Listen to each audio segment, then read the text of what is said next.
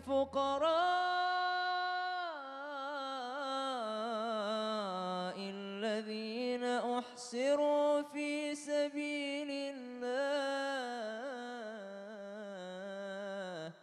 لا يستطيعون ضربا في الأرض يحسبهم الجاهل أغنياء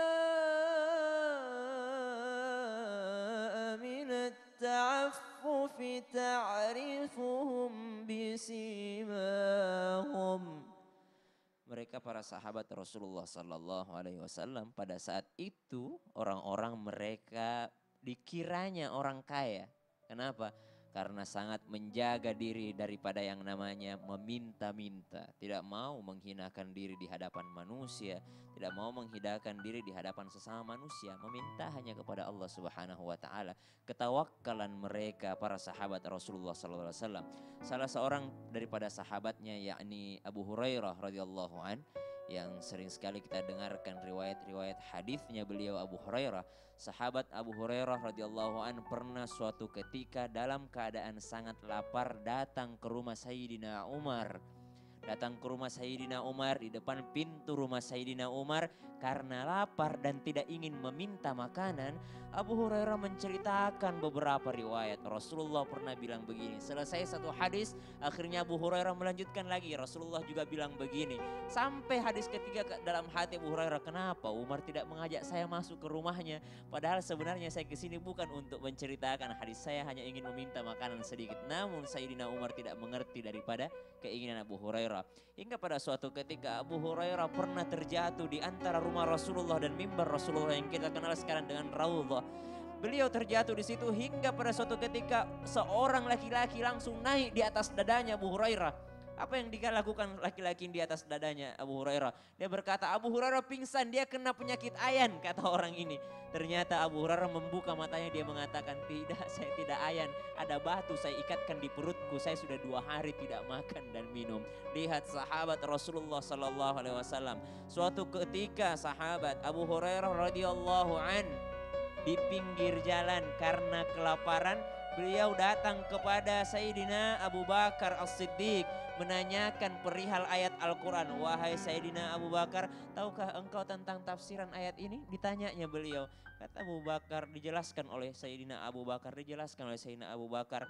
Setelah Sayyidina Abu Bakar menjelaskan, datang kepada Sayyidina Umar. Wahai Sayyidina Umar, apakah engkau tahu daripada tafsiran ayat ini? Dijelaskan oleh Sayyidina Umar. Akhirnya lewatlah Rasulullah Sallallahu Alaihi Wasallam. Sayyidina Abu Hurairah menceritakan daripada ayat tersebut.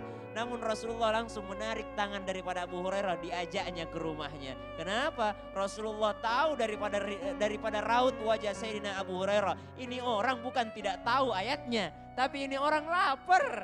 Ini orang belum makan, ini orang mau minta makanan tapi malu di hadapan Allah Subhanahu wa Ta'ala. Diajaknya Sayyidina Abu Hurairah ke rumah Rasulullah. Dilihatnya ada segelas susu. Kata Abu Hurairah, oh alhamdulillah kenyanglah saya, ini ada susu.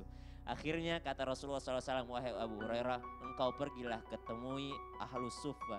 Ahlus Suffah adalah orang-orang yang tidur di masjid, tidak mempunyai harta, tidak mempunyai keluarga. Mereka dipanggil untuk apa? Untuk diberikan susu tersebut. Kecewalah hati daripada Sayyidina Abu Hurairah mengatakan, waduh gak makan lagi nih kita nih. Susu yang tadinya aku berharap itu menjadi milikku diberikan kepada orang-orang itu. Akhirnya apa yang terjadi? Susu diberikan kepada Ahlus Suffah. Setelah Ahlus Suffah kenyang, barulah kata Rasulullah, sekarang tinggal kita berdua yang belum makan. Engkau minumlah sampai kenyang, baru setelah itu Rasulullah meminum daripada sisaku. Lihat bagaimana Rasulullah SAW mulianya dengan sahabat-sahabat beliau.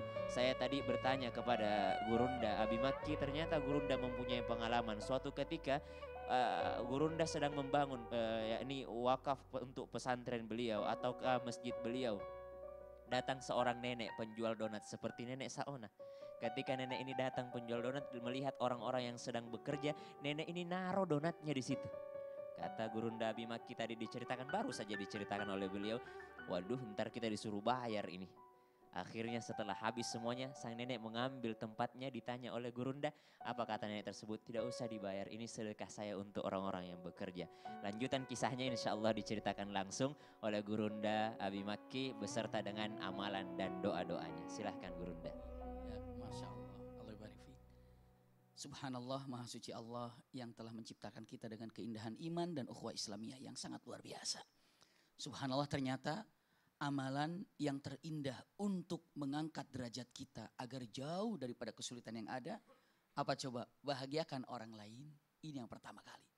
La tahzan, jangan sedih selagi kita masih bisa membahagiakan orang lain.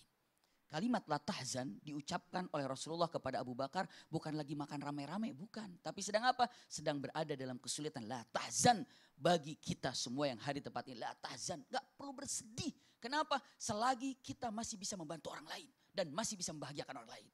Mohon izin, tadi Ustaz Syam menyampaikan, tolong dilanjutkan. Penasaran kalau tidak dilanjutkan ya. Subhanallah, saya masih ingat hari Kamis waktu itu. Hari Jumat beliau tidak jualan lagi. Hari Sabtu tidak datang, hari Ahad tidak datang, hari Senin tidak datang, 4 hari tidak datang, hari Selasa baru datang lagi. Dia teriak-teriak mengatakan donat, donat, donat, donat, karena jualan donat. Saya kaget, saya teriak, Nek, kemana kemarin-kemarin gak ada. Dengan santainya, mirip dengan subhanallah nenek kita, Ibu Saona. Dia bilang mengatakan, Abi bagaimana ke jualan donat, kan modalnya kemarin habis buat apa? Buat jamaah yang bangun masjid itu. Terus saya harus cari modal lagi. Bagaimana? Saya cari rumput buat kambing tetangga. Selama 4 hari saya bisa mengumpulkan kembali jualan donat. Ternyata untuk membahagiakan orang lain bukan dengan harta yang berlimpah. Cukup dengan keinginan bisa melakukan. Subhanallah, ini inspirasi juga buat kita. Lalu apa doa yang indah? Camkan baik-baik.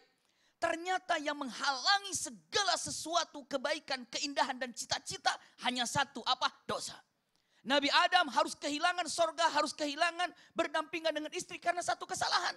Maka yang terpenting, doa yang terindah adalah Rabbi firli. Ya Allah, ampuni segala-galanya. Kemungkinan kesuksesan yang akan kita raih tersendat karena dosa. Warhamni, cintai aku, sayangi aku. Iya, wajburni, dan cukupkan aku. Kenapa? Karena berapa banyak orang sudah berlimpah, tapi kalau tidak merasa cukup, pasti Allah jadikan kefakiran di depan matanya. Wajburni. Rabbi firli, warhamni, wajburni. Lalu apa lagi? Kalimatnya, warfa'ni, angkat aku derajat ini. Karena apa? Setelah merasa cukup, pasti Allah angkat derajat. Warfa'ni, warzukni, dan berikan rizki kepada aku yang halal. Subhanallah, Rabbi firli, warhamni, wajburni, warfa'ni, warzukni, wahdini, dan berikan hidayah kepada aku. Lalu selanjutnya, wa'afini, dan muliakan aku tanpa harus meminta-minta kepada siapapun. Wa'afu anni, maafkan kami. Maka punten, doa ini selalu kita ucapkan di antara 2 duduk ataupun setelah, di antara apa? Di antara 2 sujud. Iya, masih ingat doa ini ya? Sama-sama untuk mengucapkannya. Sama-sama ya. Bismillah. Bismillahirrahmanirrahim. Bismillahirrahmanirrahim. Rabbi firli, warhamni, wajburni, warfa'ni, warzukni, wahdini, wa'afini, wa'afu anni. Amin ya rabbal alamin. Ibu-ibu yang sudah meninggal ibunya berdiri semua. Berdiri yang sudah meninggal ibunya. Bayangkan, ibu ini adalah ibunya ibu. Ada tangan mulia di tangannya ibu. Telapak tangan inilah yang tidak pernah mengemis.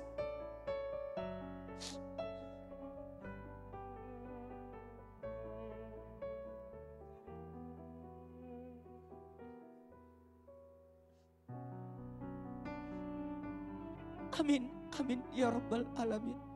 Masya Allah, Alhamdulillah, demikianlah perjumpaan kita hari ini. Semoga apa yang kita dapatkan hari ini dijadikan ilmu yang bermanfaat. Mohon maaf atas segala kekurangan. Wabillahi taufiq wal hidayah. Wassalamualaikum warahmatullahi wabarakatuh.